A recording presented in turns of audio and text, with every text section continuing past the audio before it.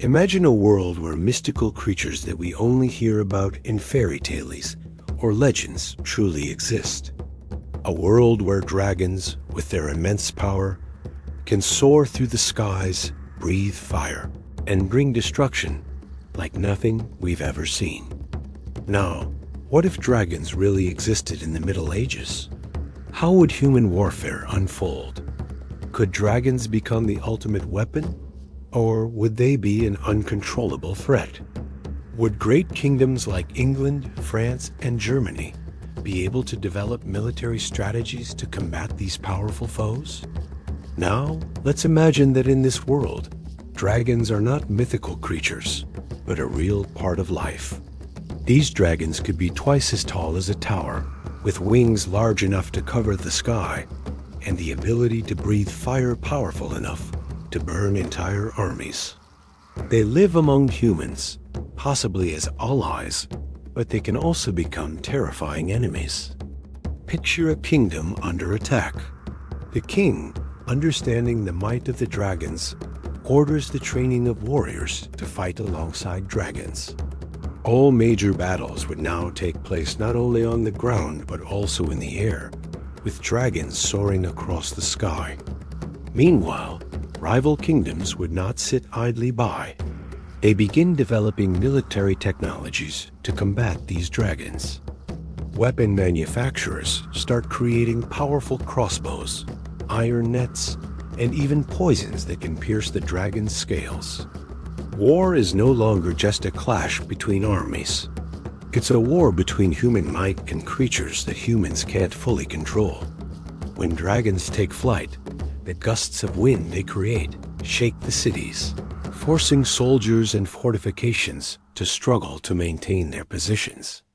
Aerial attacks would be a completely new and surprising element of warfare. Building strongholds on the ground would no longer be enough, as walls and trenches couldn't withstand an aerial assault from the skies. Using dragons in warfare would provide a significant advantage to the kingdoms that possess them. These dragons would become mobile war machines, capable of swiftly moving across vast distances, launching fire bombs, and eliminating enemies from above without the need for traditional weapons like bows or spears. Warriors could ride dragons, using them as powerful allies to boost their military strength to unprecedented heights. But this comes with a major challenge. Controlling and training such giant and powerful creatures would be incredibly difficult, if not nearly impossible. Dragons could easily go wild, disobeying their riders, which could lead to disastrous consequences. One of the biggest concerns would be if a dragon turned against its own rider. Imagine in the heat of battle, a dragon and its rider could get distracted, and in that moment, the dragon might turn and attack its own forces. The scene would not just be a tactical disaster. It would lead to chaos that no one could control. Training dragons would require not only skill, but immense preparation and discipline. On the other side, opposing kingdoms would face the immense difficulty of dealing with dragons. They would need to develop new weapons to counter the sheer strength of these creatures. They would need to invent special weapons capable of fighting these beasts. This would spark an arms race, leading to increasingly fierce military competition. However, it wouldn't just be warfare that would change. Society's structure would also be affected. Owning a dragon would not just be a symbol of military power, but also a sign of prosperity and authority. Lords, kings, and powerful rulers would own dragons, and this would become a decisive factor in the rise and fall of kingdoms. This could create massive societal divides, as those without dragons would be subjected to the rule of the dragon bearers. The reverence for dragons could become deeply embedded in culture and religion, perhaps even leading to new cults or belief systems worshipping these creatures. Yet, the devastation dragons could bring would not be limited to the battlefield.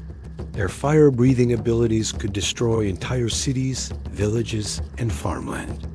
The massive fires they breathe could consume thousands of homes and leave entire civilizations in ruins. Let's consider a historical example of dragon warfare: the invasion of a European kingdom by the English. In this scenario, as the English army prepares to invade a rival kingdom, they decide to use dragons as the central force in their attack. The battle takes place on a vast field, and as both armies begin to clash, the English dragons take to the skies, breathing fire down upon the enemy troops. Thousands of opposing soldiers are burned alive within minutes. The English warriors, riding on dragons, maneuver through the battlefield, creating chaos and devastation. However, as the battle rages on, one of the English dragons suddenly loses control and starts attacking the English forces. This unexpected shift turns the tide, and the situation becomes a catastrophe. This is a vivid example of the chaos that could unfold when creatures as powerful as dragons are involved in warfare, highlighting the risks of attempting to control such forces. Discussing the plausibility of dragons in the real world, scientists might argue that a creature with the ability to fly and breathe fire would face several significant biological challenges. A dragon's body would have to be uniquely designed, perhaps with special biological mechanisms to support such extraordinary capabilities. To achieve flight, a creature would need strong muscles and large wings capable of supporting its massive body. This means the dragon's bones and muscle structure would have to be incredibly robust and resilient.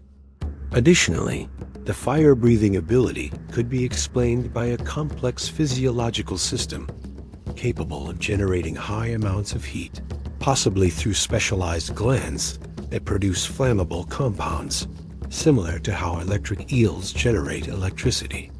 One possible side scenario could be the rise of religious groups or resistance factions that oppose the dominance of dragons. These groups might view dragons as dangerous creatures, not just to humans, but to the natural world. They could see dragons as abominations that must be destroyed or sealed away to protect humanity. This could lead to the formation of religious cults or radical movements that seek to eliminate the dragons, creating a new form of conflict between those who embrace their power and those who fear it. So, in a world where dragons exist, could humans truly control them? Or would we only bring about our own destruction by attempting to use them as weapons of war? And what would happen if one day the dragons decided to turn against us? What if they didn't want to be controlled at all? In the end, the existence of dragons in the Middle Ages would not only change the nature of warfare, but would reshape society, culture, and politics. Their power could bring about great victories, but also massive losses if humans cannot fully control them. Can we truly master the forces we create, or will we forever be at the mercy of those we cannot fully understand?